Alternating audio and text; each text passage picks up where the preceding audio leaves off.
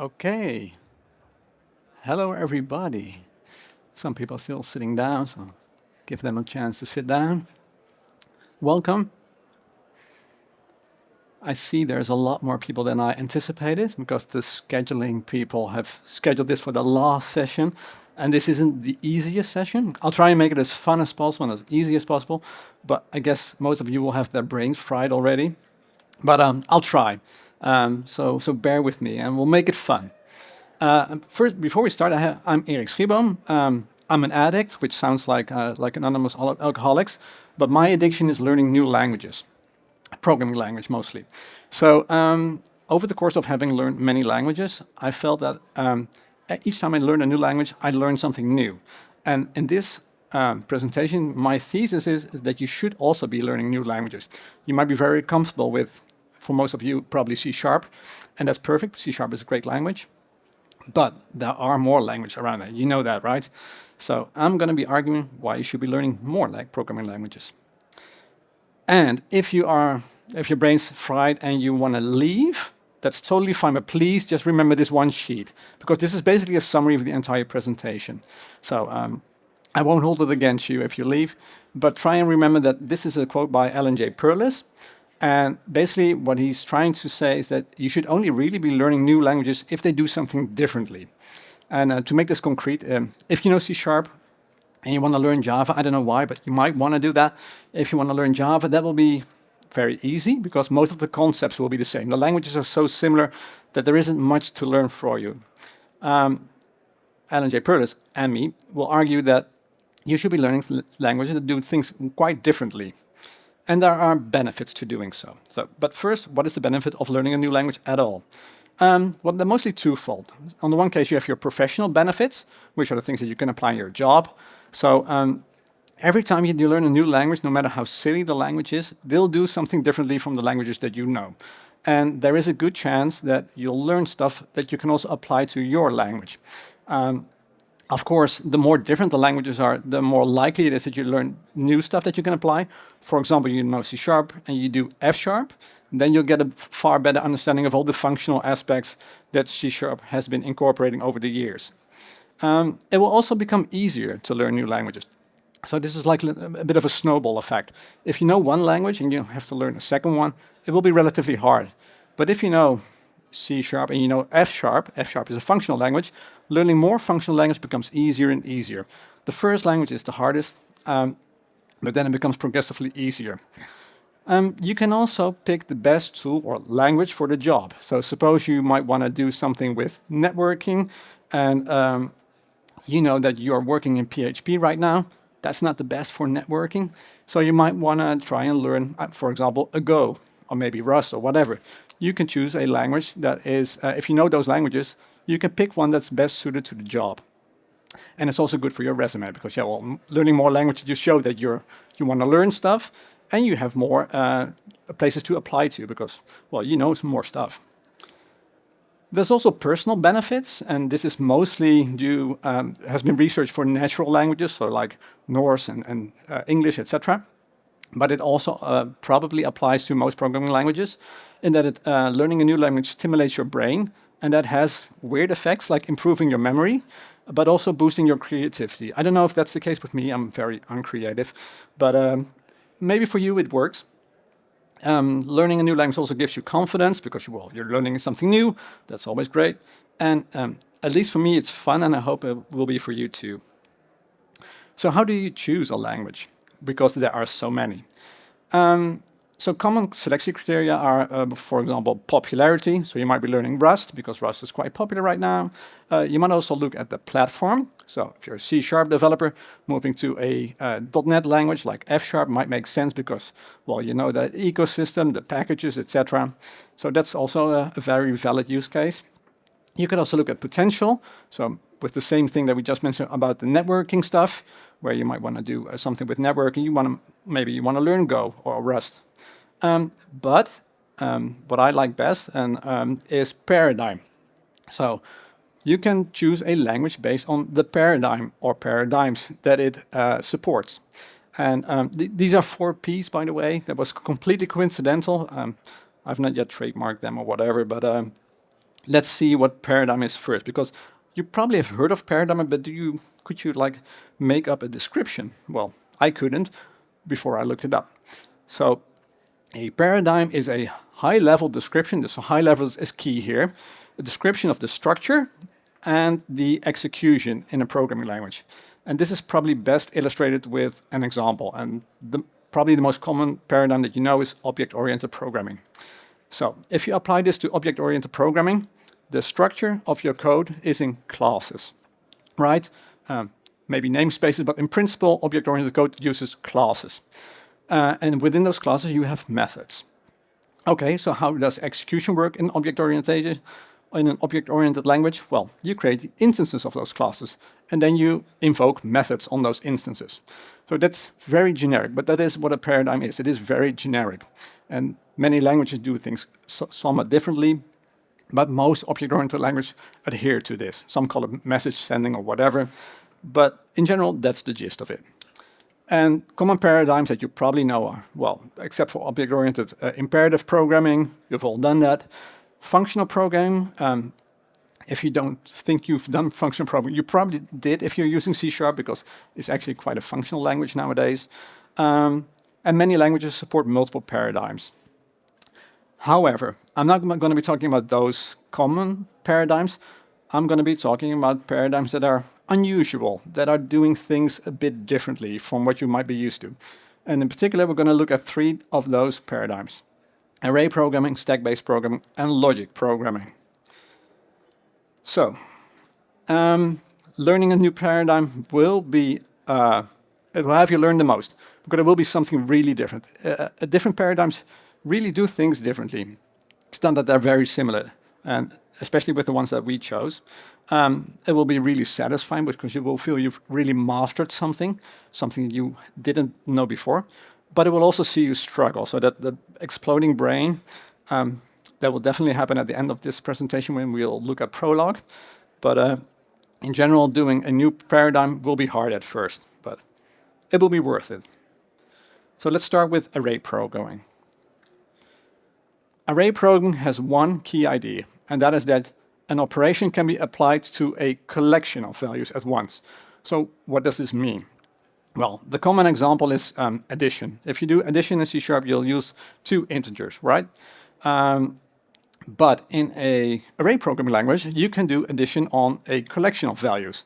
Say you have a collection of the first 10 digits, 0 to 9, and then you can add 1 to them. You get back a new collection. You don't have to do loops. You don't have to do a select call or a map or whatever it's called. You can do it at once. It's built into the language. So the key part is that that operation can apply to a collection of values. And this has a couple of consequences. So you have fewer loops. Sometimes you don't need any loop at all, or functions like the map I mentioned. But it's also great for automatic parallelization, because you're basically working at a very high level. You're saying, I have this collection of values and I want to apply this operation to it. And you leave it up to the language or the runtime to decide how to implement that. So they might choose to maybe run things in parallel by doing threading, etc., whatever. So that's a possibility with array programming, because you're working at a fairly high level. If you do a for loop, you're basically constricting the compiler into a certain way of looping, whereas if you do it in an array language, you leave it open. And this is ideal for multidimensional arrays, which are often called matrices, and those are used all over the place with science and AI. Although I don't think any AI language currently is using actually array programming, but that's another thing. It could have been. So let's try and do a demo. And if something is unclear, just shout, whatever. I'm using VS Code now. I have a REPL open. Does somebody not know what a REPL is? Feel free to just raise your hands. Otherwise, well, we're going to run code, and we're going to see what happens. So let's start with a very, very simple example. So we'll do 1 plus 2. I'm not going to ask you what it will be, because you'll probably know it. So nothing really weird going on, right? Of course, when we do array programming, we want to have a collection of values. And in R, those are called vectors, and you create them with the function C. So this is C with 3 arguments, and we'll get back a collection of 3 values. So you see 1, 2, 3, right? Simple. There's a shorthand syntax So 1:3. We're going to use it in the demo because it's easier to write. So less code for me means probably easier for you to read.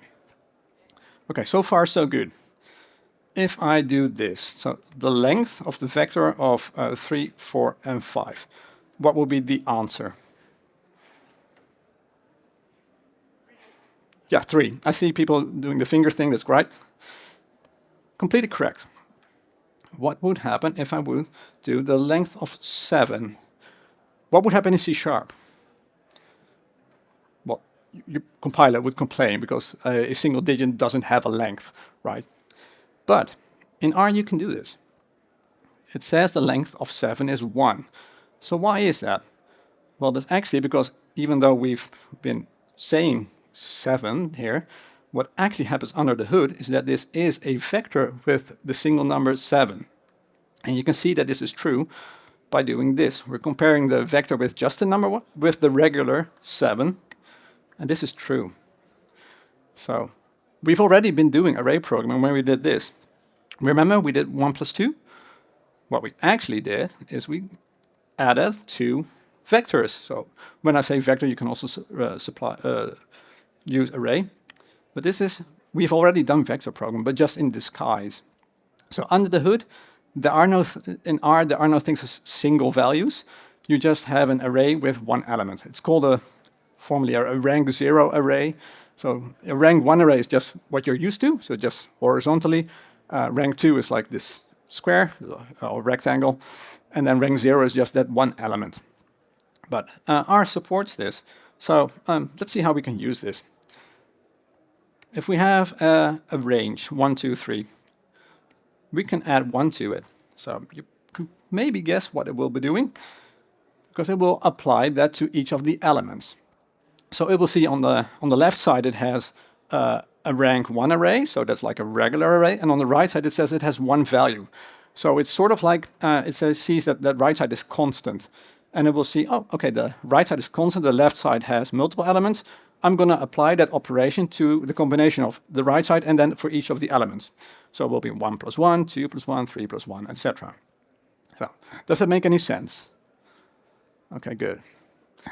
Well, we can also do different things. We can multiply arrays. So if I can type correctly. So these are 2 vectors of the same length, both 3 elements. I'm going to multiply them. So any guesses on what this will do? I probably shouldn't be asking questions at 3 o'clock in the afternoon, but okay, I'll just tell you. So it will do a pairwise operation. It sees the elements, the vectors have the same length, they have the same rank. Then it will see, oh, that's great. Then I apply the operation to the first one of the first vector and the first one of the second vector. Then I'll do the second one of the first vector, second one of the second, etc., etc. So that's all quite flexible. If you, by the way, if you do this, so it's one, they don't have the same length, R will just give you a warning and do something like go back to the first element, etc. But there will be stuff. In principle, you shouldn't be really doing this. Just make sure that they have the same length. And just to show you that you can do more operation, except for just plus and star, you can also square things. So I had to put the parentheses because the exponentiation operator has a higher precedence, and it will be, well, I can show you, by the way. It will be 1 to 9, because then that will be executed first. But you can do exponentiation, etc. So you can see working with vectors is really simple. And maybe if you have the time in your head to think about what the C# code would look like, it wouldn't be that bad, but would it be this elegant? I don't think so. So this is quite nice. I'm not sure if I have to be asking a question, but any guesses what this will do? And normally in C#, if you do Boolean comparison, what do you get back? A single Boolean, right? In R, we'll get back this. Because this is basically the same thing that we did with the addition, where the right side was fixed. So what this is doing is it's comparing the first element, if it's greater than 2, the second element, etc., etc. So you might be thinking, this is weird. How can I use this? We'll get back to that. First, we're going to look at a little quirk of R. And you might hate it, but R is 1 indexed. So the first element is at index 1. And this is something that we have to keep in mind. If you don't like it, try using it. I was against it, but once you start getting used to it, it's really nice to not have to do the length minus 1, etc. You never have to do that because, well, the last element is the length element. But for now, does anybody know what did we actually do? In C# you're usually indexing with a single integer. I have used a single integer here, but do you remember what a single integer was? It was actually a vector. So we've indexed with a vector. See, so we did this. This is the same. But, well, it's a vector, of course, so we can have multiple elements. So it's fine to do this. It will give us the first and the second element. And we are not in any way restricted, so we can do 2, 1. And you might have guessed, we get back a vector with the first, the second, and the first. And you can do quite powerful things with this. But in general, it's just very, very flexible. Where you're used to using just single values in C#, like with indexing or just with the addition, you can now use vectors. Okay. You can also use logical vectors. So we saw the Booleans, right? And you can use those too. You can index with a vector of Boolean values. So I have a vector with 3 elements, and I'm going to index with a vector with 3 Booleans. So it's true, false, true. And you might guess what it does. If so, the language has been designed well. And you get back the first and the third element. So this all looks fairly weird, but it will become better if you try to combine this. So what we can do is so this is assignment, so the arrow to the left. You can also do an equals, but it's less common. So we just have a vector of 1 to 10, right? So if I want to select all the numbers greater than 5, so normally you'll be thinking, I will be doing this, right? But I don't get back the numbers, remember? I get back the Booleans. So to actually get the actual numbers, I have to index the numbers with the result of what we just got returned. And now we get back the actual numbers. So it's a bit different from what you might be used to, but it is quite powerful. If you want to select all the numbers that are multiples of 3, we can do this. So that percentage is just modulo. So we now get back those numbers. And a fun thing that you can do with this is that you can also use it not only on the right side, but also on the left side. So when you do assignments, so we want to update that vector, we can also use this. So I can start out with just doing, well, maybe the first number is not 2, but it is, I don't know, 12. So that's fine. But not to belabor the point, but of course, this is a vector, right? So I could also say the first and the second. So you see, I've now updated the first and the second one. And I can also, of course, do maybe all the even numbers. I'm going to set them to 0. Does it still make sense? I'm going to show you that it works, but does it make sense? Does anybody have a problem with this? Want to have me expand on this? No, not really? Oh, yeah, I see a question. You forget the equality by 0? Sorry? Did you forget the equality by 0? Where? Oh, yeah, I did. That's actually true. But that's it's a dynamic language. So, yeah. But I did indeed. It's actually in the sheets here, but yeah. But it's dynamic, so the conversion between numbers and booleans is, well, not what you're used to in C#, but what you might be used to in, for example, let's not say JavaScript, maybe Ruby or something like that. Yeah, but so you did it like you only exchanged the first element. Now you're exchanging every even element. Yeah, yeah, that's correct. Yeah, that's exactly what I wanted to get across. So, so you can be very flexible with assignment, but you can also do this with not just rank 1 arrays, but also with multi-dimensional arrays. So I'm going to do a quick demo. So we have something called, we're calling it a table. There's a built-in function, it's called read.table, and we can supply it some text. And the text will be 1, 2, 3, separated with a single space. A new line, 4, 5, 6. So 1, 2, 3, new line 4, 5, 6. So 2 rows basically. If we check table, I'm going to print it. you can see that it has this nice tabular format. So we have rows and we have columns. And now we can be very array programming with this. We can, of course, we can select the second element of the first row, the first element of the second row. I got the order wrong. So that's nice, but we can also just select the second row by omitting that second bit, so the column. So this is just the second column. We can also select the second row. I'm getting rows and columns mixed up, sorry. So this is the third column, so it's 3 and 6. So, but this being an array, and it works with all dimensions, I can also just say table plus 1. So now it sees that on the right side we have just a single value, and on the left side we have a rank 2 array. So that's a bit different, but it doesn't matter because R will just know how to do that. It will just iterate over all the rows, and for each of the values in those rows, it will apply the operation. And you can multiply tables by themselves, of course, because they have the same shape. So that also works. But you can also do assignment, of course. So you can say, so for the second row, I want all the existing elements of the second row plus 3. So I've now updated that row. So you can see how even with multidimensional arrays, you still get that flexibility of the array language. So that was a short introduction to array programming. Does anybody like that? It's almost like MATLAB. Yeah, it is. They're quite similar, actually. So they also serve a sort of similar purpose where they do, well, computation, and they do a lot of mathematical functions. They're helping scientists. Most R code is awful code, by the way, because it's written by scientists. So sorry, scientists. But R is a very flexible language, and array programming is something that once you get used to it, you sort of start to miss it in your other languages. But any other questions or remarks?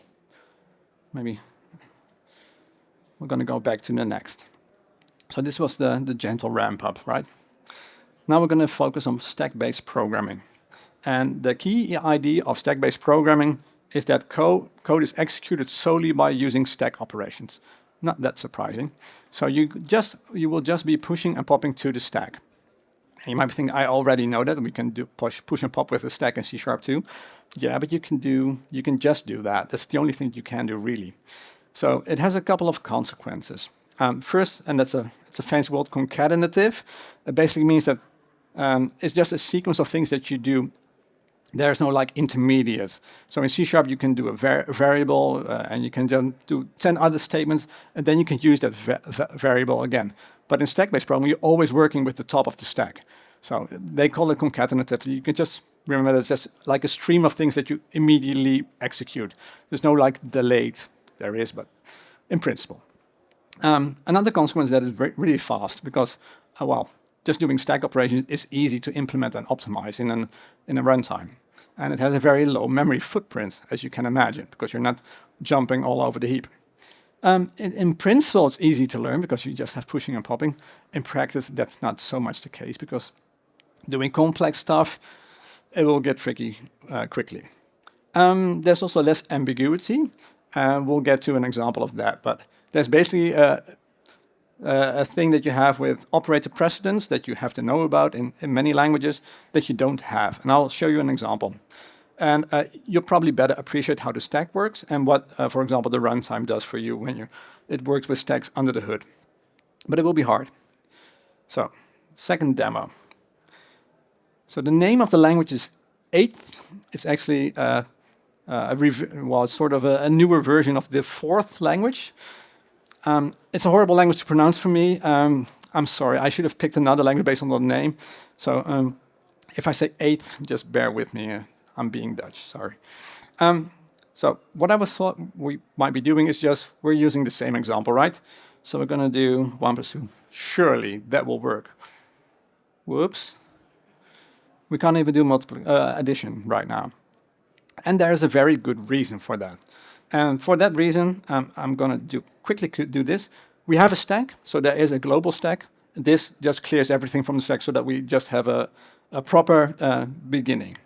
I'm going to show you. .s means print the entirety of the stack. Stack is empty. Okay, good. So when I do this, and I run it, what the runtime will do is it will see that this is a number, and the thing that it does with numbers is it pushes it to the stack. So we now have a stack with a single value. Okay, simple, right? But if I was doing this, we get that immediate execution. So what the 8th language will try to do is, hey, I have addition. I need to work with how many values? 2 values. Yeah, right. That's great. 2 values. Yeah, perfect.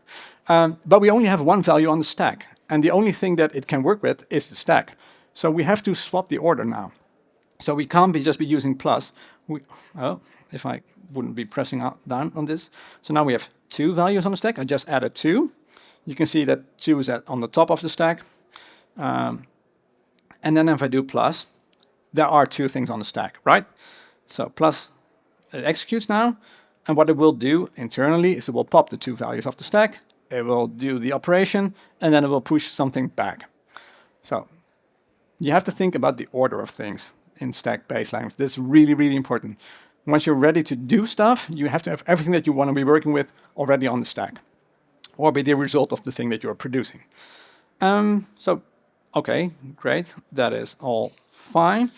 Can you do complex arithmetic? So I mentioned that we had this thing like operator precedence. So if I were to ask you what is 1 plus 2 times 3, the answer is, you can also use fingers. I've seen people use it before. Yes, it's 7, right? Because you know the rules of arithmetic say that you have to do multiplication before addition. Well, in C# you can write that, but that's because C# has built-in rules to make it sure that that multiplication is done first. There are no such rules in 8th, because it doesn't have to. You can't just arbitrarily run something later. Everything that has to be computed has to be on the stack first. So let's see how we do 1 plus 2 times 3. So I'm going to reset it first. So that is empty. And then I'm going to push 3 numbers on the stack, right? If I do a colon, then it will work better. Okay, so 3 values on the stack. And those are the things that we want to compute. So I'm going to do star, so multiplication. It will pop off the 2 topmost values and push back the result. So now we have 2 values on the stack. Now I'm going to do plus, and now we have 7. You might be very unimpressed, but if you have more complex arithmetic, in C#, some IDEs will suggest you add those parentheses. You'll never do that here because it's just not there. The language, you have to decide what the order is of things. If you want to do things the other way around, you can go with parentheses and just make it up for yourself. The language forces you to think about it beforehand. So it is, if you're ever implementing your own language, this will be really nice to do, because implementing those rules in your language about operator precedence is really annoying. So, but I don't know if anybody ever wants to build their own language, but probably don't build a stack language if you want it to be popular, but oh well, maybe you do. So now we have basic arithmetic. We still don't have much. What do we want to do if we want to maybe build our own functionality? It's called a word in 8th, but you can also see it as a function or a method. So I did plus, that's a word. You can override plus if you'd like to, by the way. So we have to, well, normally everything gets executed immediately, right? So we have to sort of say to the runtime, well, stop with that for a minute. And we're doing that with a colon. So I'm now going to give it a name. So add 2. So the colon is basically saying, don't immediately run what I'm now typing, because otherwise things will break. Just hold off for a second. I'm going to give it a name. So add 2. I'm going to push 2 on the stack and then do the plus, because it was because of the order, right? Then I'm going to use the semicolon. Now I have defined my own word. So I've added the function. And I can just, of course, use this. And if I put it on the stack, I didn't clear it, but this is the value, of course.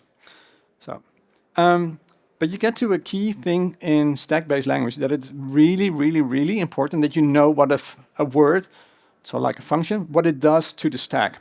Because how many things does it pop off the stack and how many does it put back on the stack? So that is really important. And that is why you should annotate your own words with a stack exchange diagram. It's basically a comment. So I'm going to do the same thing as before, but only now I'm going to do the backslash. That's a comment. I'm going to say n and 2. So those are the things. It expects 2 numbers on the stack. It's documentation. And at the end, there will be a 1 element on the stack. So it's basically saying if there were 2 elements before, there will be 1 element, 1 number after this word is called. So the body will be the same. And this then works. But this is very important to remember that in stack-based languages, when you use stuff, you should always be checking what it does to the stack. So you can actually, of course, do this for built-in things. So if I do plus, I can use the help word, and it will say SED, so that's a stack exchange diagram. There are 2, it expects 2 numbers on the stack, and it will return 1. It will have 1 on the stack. So net effect will be -1 element on the stack. So stack programming, really important to keep in mind how many things you have on the stack. So let's do something a little bit more interesting, marginally interesting, admittedly. So let's see if we can see if a number is in between a range. So let's see if a number is greater than 3 and less than 9. It's funny how all the examples will be really, really simple because we're working with a language that is also really, really, at its core, simple. So we're going to check it for the number 5. So how do we compare if number 5 is greater than 3? You will be writing this. No, because this will crash. Okay, good. I saw some people shaking their head. So I, of course, have to have 2 things on the stack now. So we'll have a single boolean on the stack. Okay, great. But we've only done the first part. We've checked whether it's greater than 3. How do I check? I don't have the number 5 on the stack anymore. So this is a problem. We've lost our information. We can't continue. And this is a thing that you will have with stack-based languages. You have to think about if you're using the same value twice, you have to somehow do stuff. So how do you fix this? Well, it's actually really simple. So let's do a reset. So what you do, I'm going to push 5 on the stack, so just 5. I'm just going to duplicate that value. So now I have 2 5s on the stack. Sounds silly, right? But now I can do 3 greater than, and we have 2 things on the stack. We have that same Boolean result, and we have our 5 value. Okay, but we have a new problem. Anybody spot the problem? Right, yeah, so it's they're in the wrong place. So if I want to compare to 9, it will expect the 2 topmost values on the stack to be the values that it wants to work with. And so what I have to do, somebody said swap. That's actually the name of the thing too. So I'm going to do swap. So the topmost and the one below it have been swapped. So now the 5 is in the right place again. I can push 9 on the stack. So we have 5, 9, and now I can do less than. So I have 2 booleans on the stack. We no longer need that 5. And finally, we'll do an AND, just to combine those 2 booleans into a single boolean. And you see that we have done, well, a range check, and we needed quite a lot of code. But so this is what we wrote: 5 dub, 3 less than, swap, 9. Oh, that was greater than, of course. And then we're going to print out the stack. So, oh yeah, and we did the AND. So you might appreciate what C# does for you now. We don't have to bother with this. But most of the virtual machines that, for example, C# also has a virtual machine, actually are based around a stack-based model internally. So even though we don't see it, I don't actually think that the .NET does this, but I know that the Java runtime has a stack-based model, and many do, because it's a very easy model to implement. But it's not fun to write. But it's fun to demo. So I hope you like the demo. So let's move on to the next paradigm. Oh, were there any questions, by the way? Does anybody want to leave the room now? Is anybody offended? Yes. The use case for this is just having fun, basically. Now, there is a use case could be is that because these languages, implementing a stack-based language is so simple that you have very little byte usage in the runtime. So the runtime is very small. You can run this on really, really tiny machines. So if you have something that has extremely limited amounts of memory, like maybe a space shuttle. No, don't do this in a space shuttle. But you can do this. But some languages have also been embedded because it's it's so small. But I would argue that in most, it's just a lot of fun, and you get a better appreciation of the stack model. Was there another question? Yeah. Oh, that was your question. Oh, okay. Two comparisons, right? Yeah. Normal language, you kind of skip the first one if it's false. Oh, yeah. Yeah, there's stuff. I'm just the language actually has a ton of words. You can even do Bluetooth stuff with the language. I don't even sure why, but you can. I'm just dumbing it down. There's a lot of stuff in it that has short circuiting and etc. So you don't have to do it like this. But this was just for illustration purposes. But maybe next time we'll do a Bluetooth demo. Definitely one. Okay, I didn't see any other hands. So let's move on to the final one. And this is the big one. Logic programming. So the key idea of logic programming is that problems are defined as facts, and facts are things that are always true. Well, maybe the media disagrees, but a fact is always true. And you have rules, and rules are things that are conditionally true, so they're not always true. So you define your problem using facts and rules, and this will be really vague, so bear with me, please, or else rush out the room. And they will be solved using logical reasoning. So what does that mean?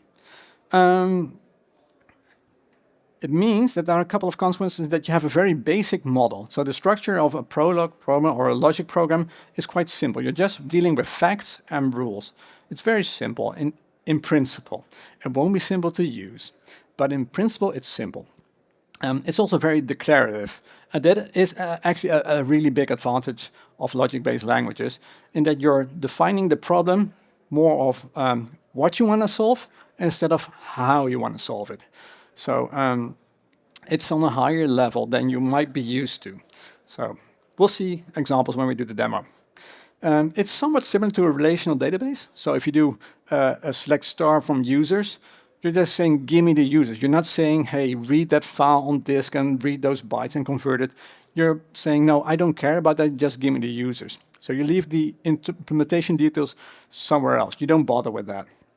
And logic programming is great for some problems. And if somebody writes about logic programming, of course, they write about a problem that is really suitable to logic programming.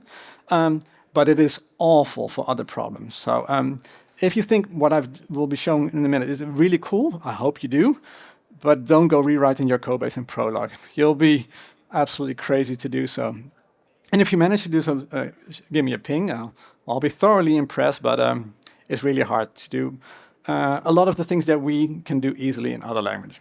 But for some things, logic programming is absolutely fantastic. So let's see if we can maybe show off some of those things. Once again, we have a REPL.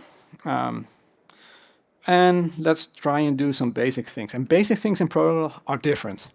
So the REPL has a database behind it. And that database is where we store our facts and rules. And remember, those are the only things that we work with. So we have to add facts and rules to the database. So let's see how we can define a fact.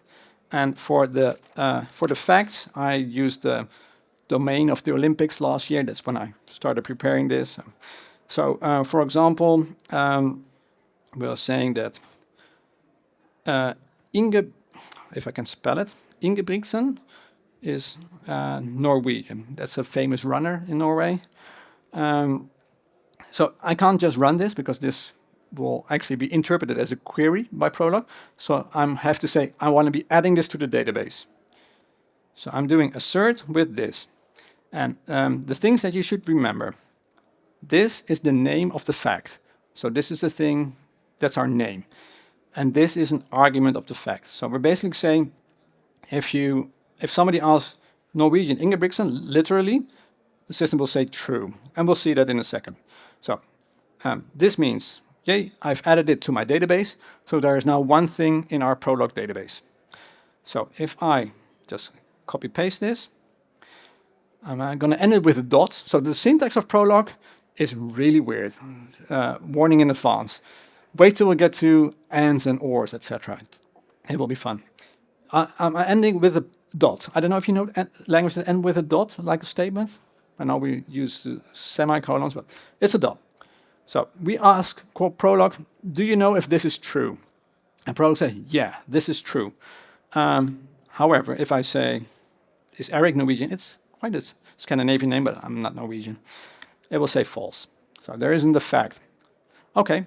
But this would be, if I would do the demo like this, it will be way worse. I'm hoping it will be better. So what you normally do is you load up things from a file. That's way better than having to type assert for everything.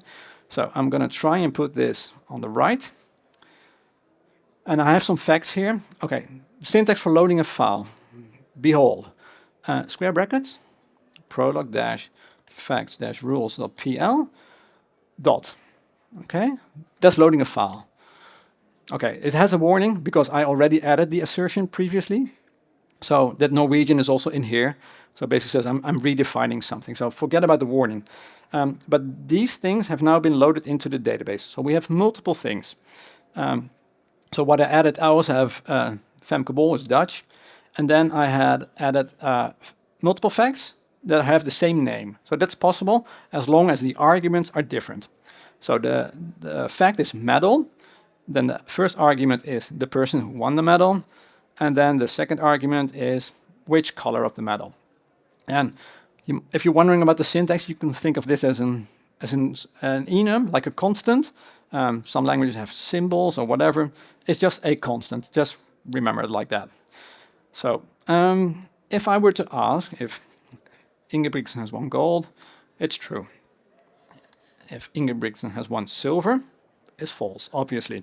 So that's not really that useful. But I could also ask, give me the names of everybody who won gold.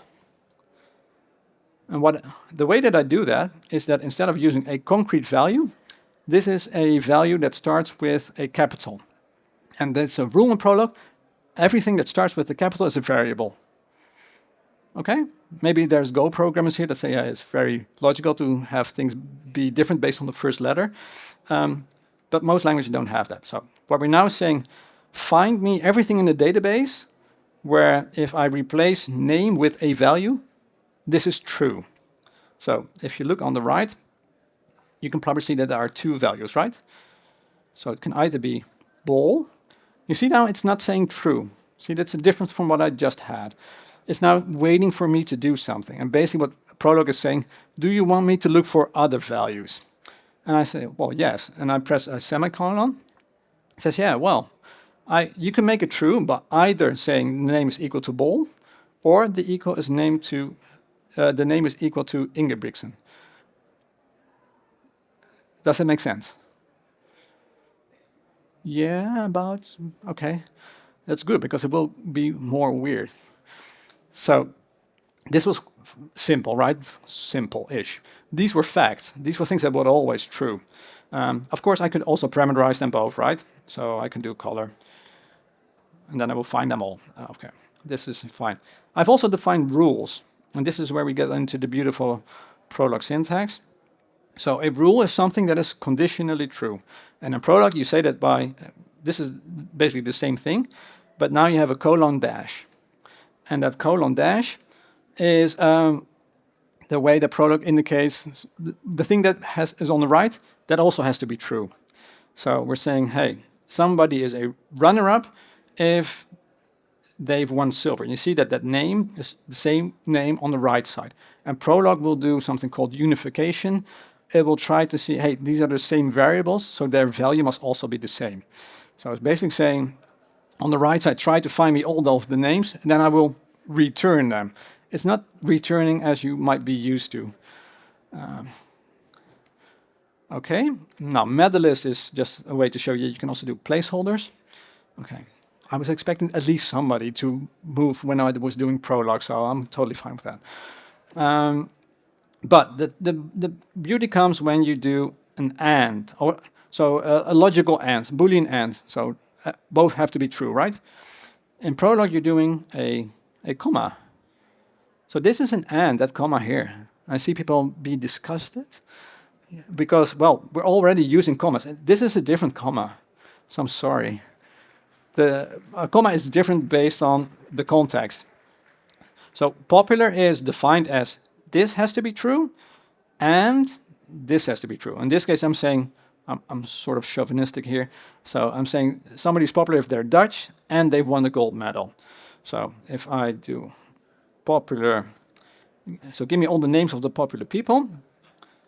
It's Femke Bol, and it's asking me if it should search. I say yes, but it can't find any values. So sometimes Prolog doesn't really know when it's done, and you can ask it to continue. So you can see here, so Dutch was true and gold was true, right? An or is a semicolon. So somebody is European if they're Dutch or Norwegian. Well, that's a very limited definition of European, but we'll go with it. Still like the syntax? So not is a backslash plus? Yeah? Okay. Okay, maybe this isn't the ideally designed syntax of our language, but it is very powerful. You see that we can work with these placeholders. So does anybody feel like this could be useful? Mwah. Okay. Well, that's actually totally fine because it could be useful, but in many cases it won't be. We'll see a proper example later. But something that is really cool in Prolog and that virtually no other language has is bidirectional predicates. I'm not trying to wow you with the name. It's just what it's called. So suppose we have a string and we want to convert it to characters. So in C# you do .toHarare, but in Prolog we can do something similar. So I have the string hey, so the thing that we're calling a string hearts is built into, and then I'm leaving, well, the second thing is something that I want Prolog to provide me with, so I'm using a variable, right? So I'm doing hearts, uppercase, first character, and I do a dot. So Prolog will say, hey, yeah, so if you replace hearts with this is a list or an array, with an array of these three characters, then it will be true. And the key part here is that Prolog is checking for a relationship between the two values. So it's not like computing the value, it's checking for a relationship. So I can make that clear by doing this. So if I do this, Prolog will say, this is true, because the relationship between the first argument, the string, and the right side, the list, is true. And if I forgot this, it says false. The relationship doesn't hold. So it is not necessarily like computing a result. The function in C# is you put things in and you get things out. But in Prolog, that's slightly more fuzzy. Prolog is checking if the relationship holds, which is a very neat thing if you would have that in your own life. But yeah. But you can also do this the other way around. And this is where the bidirectionality comes into place. So I'm now supplying that second argument, those characters, and I'm leaving the string as a variable. So I know you can expect what happens here, because Prolog says, hey, yeah, so the relationship holds if you use a string on the left side that is hey. But this is working both ways. You can't just do this in C#. You have to have a toHarare, and then you have to do the reverse, you have to do something differently. But in Prolog, this is just using the one same predicate. And to show you another example of this, let's look at append. It's just appending two lists. So first list, just the number 1. Second list, number 2 and 3. So this is the first argument is the prefix. This is the suffix. And this is the appended list, right? So you can probably guess what appended is. It's the appended version, so 1, 2, 3. But again, this is a relationship. So I could ask questions, but I've already shown that. But what I could also do is, hey, I'll leave the prefix open. So what is the prefix? To have the relationship between the three values be correct. And it will say, hey, well, you have to use 2 and 3 for that. And that's fine, but I can also do, oh, well, there was actually suffix, but you're really nice that you haven't called me out on that. So if I leave prefix and suffix open, what will happen? Prolog will say, well, you could be using the empty list for prefix and you use 1, 2, 3 as a suffix, but Prolog is waiting for me. I'm saying, well, continue searching. You could also use the suffix with just one and then what we just saw, etc., etc., etc. And you can see here that Prolog has this search engine built into it. It will find all the values that you can ask it of. So those bidirectional predicates are really powerful. Does anybody feel that that could be useful? I see some more happy faces. I see some skeptical faces. That's totally fine. It is Prolog after all. But that's not all that Prolog can do. Does anybody need a break? Well, we don't have any time, but I can guess you would probably like to have a break.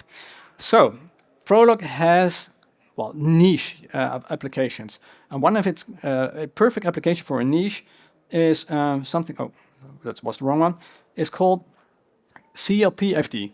And that stands for Constrained Logic Programming over Finite Domains. And that's a fancy thing. Basically, you're saying, I have a problem, and it's based on a set of things that are constraints. So that number has to be in this range, that number has to be in this range, the addition of those two numbers must be in this range, etc., etc. So the classic example here is a Sudoku. So you have all these boxes, and every number in the box has to be different. All of those numbers must be between 1 and 9. So that's a classic example, but I didn't do the classic example because I felt it was boring. So I did another boring example. Cent plus more is money. Has anybody ever seen that? I don't think. Oh, there's somebody. Okay. So it's a puzzle, basically. Every letter corresponds to a digit, so 1 to 9. All the letters correspond to a different digit, and the S and the M must not be 0, because you don't start the number with 0. And then when you replace them all and you add them, they should be, well, it should match, basically.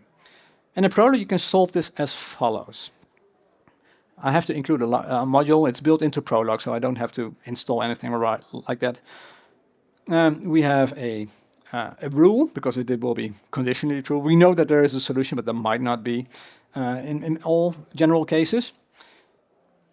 This defines vars is a list, and it's a list of variables. And this is something you would never do in C#. You create a list of things of which you already know the values. You can't just create a list of things that you don't know the values of. But that's what we're doing here.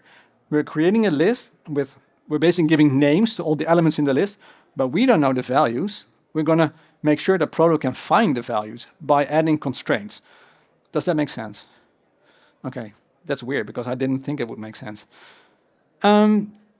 This is saying that all of those variables in the list must be in the range 0 to 9. So that was one of our domain rules, right? All the characters must be between 1 and 9. This is another rule. All the variables must have correspond to a different digit. So, okay, still with me? And then we get to the bits where we get the mathy bit, that S and that M must not be 0. Look at the syntax. Isn't it beautiful? This is not equal to. Okay. And then this is just written out, basically so you have 1,000 S's, 100 E's, 10 N's, and 1 D, etc., etc. So that's what this is saying.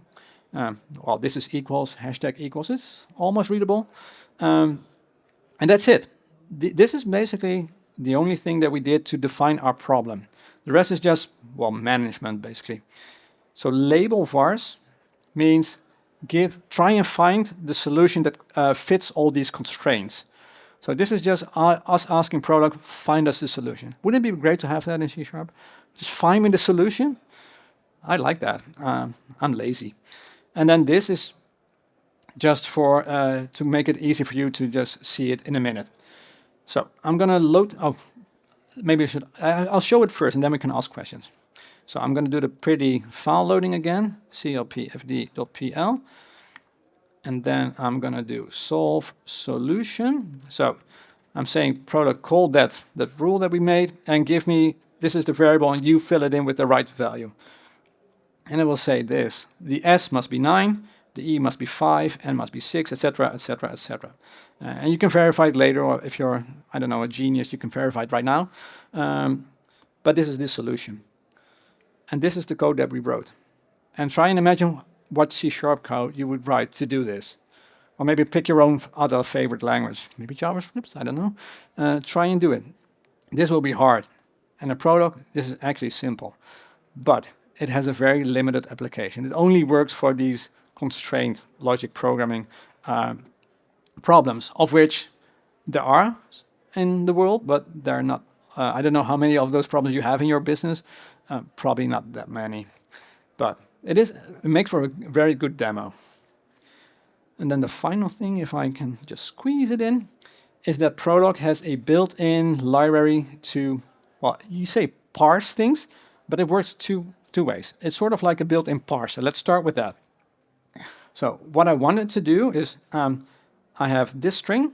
So it's a latitude string.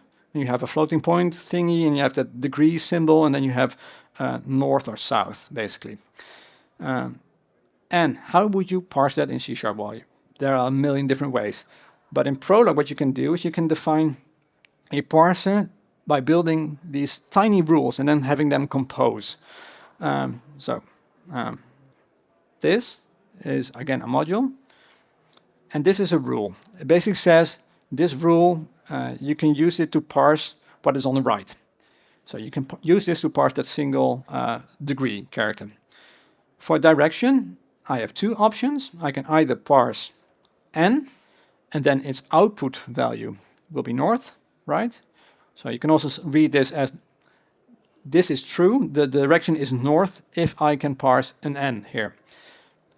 This is true if the direction is south. Okay, still with me-ish? I have to hurry. If you want to parse the latitude, so that's the combination, we have to do three things. We have to parse that floating point number. That's just built into Prolog, so that's just this. And the degrees variable that we put in, placeholder, is filled in by Prolog, so it tries to parse the thing, and the thing that it found parsed will be in there. Then we'll just use our own rule here. So, and this is, again, the comma is an and. So read this as first this, then this, then this. And it has to all be true. And then finally the direction. And you can combine this with a little bit of weirdness, because Prolog wants me to convert the string into actual number values, so like bytes. That's just a thing I have to do. I can't really help it. But if I load, whoops, that was not what I wanted to do. If I load this file, and it's called DCG, I can give you some examples. So this is doing all the heavy lifting. It says based on these codes, these string values, or the bytes of the, try and parse this using this rule. So if I do this in the console, it will have parsed that string. And that might be thoroughly unimpressive because it's such a simple thing. But with these rules, they're composable. So you can do this for bigger examples. You can build on that. But you can also do it the other way around. So most parsers can't do this. So what I'm going to do, I'll say, hey, instead of making the thing that we're parsing variable, we're making it concrete, right? So I have supplied a value for that, that floating point bit, and I've supplied a value for the direction. And I am not specifying the codes, so for the string, the string characters. So this, it will be doing things the reverse. And then I'm converting that codes back to a string, so that format, the latitude will be the string. Again, this is a relationship. It doesn't matter if I supply a concrete value for the right or the left thing. And Prolog will find out the string that it should be using to parse the thing that I've supplied it. So you have a parser that works the other way around. So you could use this to define a set of rules and to find out all the different strings that you could be using to generate those values. And this might not be useful, but it is definitely interesting to see. So I have 1 minute. I don't know if anybody has a question. Maybe you have a million. Maybe you just want to see the next session and go to Mark Randall for something lighthearted after this Prolog horror that I've shown you. Yes, there's a question. It depends, like everything in IT. For some things, it works really well. For larger problems, it can be really slow. You have to really know how Prolog works internally for the big problems to work well. And you can't always get away with these built-in things, and you have to build stuff yourself. And then Prolog is quite a functional language then, so you often have to use recursion, etc. It's not necessarily quick, but for smaller domains, it is. It's also one of the reasons why Prolog never really caught on.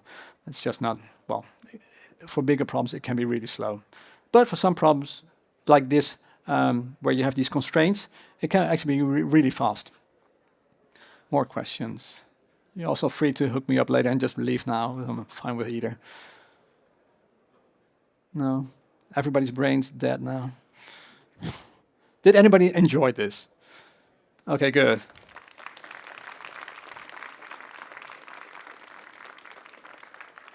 Well, thank you all for being here. And I hope you can just relax now with Mark Randall and not think about Prolog for the next day. But maybe Monday.